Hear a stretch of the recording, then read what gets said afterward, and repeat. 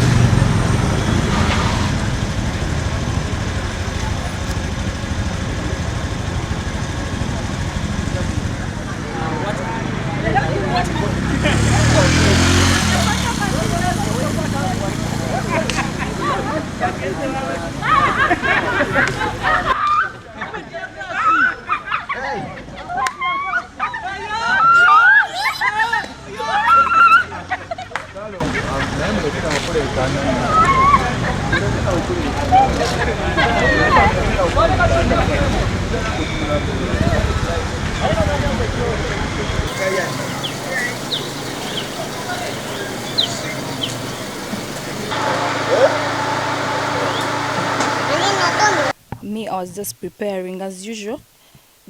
Some people came, okay, I didn't know, because some of them were not in the uniform and others were in the uniform. So when they came, some of them came behind where I was. So I asked them, what do you want from here? They were like, we have just come to check on you. So when I started like talking to them, they were all running away from me. So I tried like to come and check in the sitting room. As I opened the door for the sitting room, I found very many policemen in the uniform, others were not in the uniform, asking me that where is Norman. I told them that Norman was around, but he has gone to work. So from there they were like, do you know where he is or where he works from? I was like, no, I don't know. Maybe you can try to find out if I get you his number. They refused. They were like, we don't want the number, but you try to contact him and tell him that we are here looking for him. So when I tried to talk to him, he was like, he told me to tell them to wait until he comes. So they waited like for 3 hours. Then when he came, he talked to them.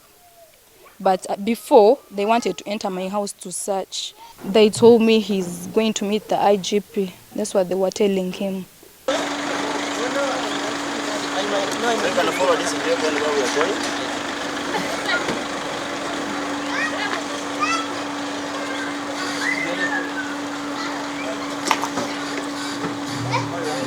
Get my paper from my commander. My paper.